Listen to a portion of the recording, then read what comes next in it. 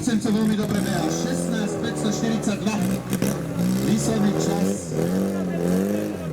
Ale dalo sa určite ísť aj dole a cháni to vedia.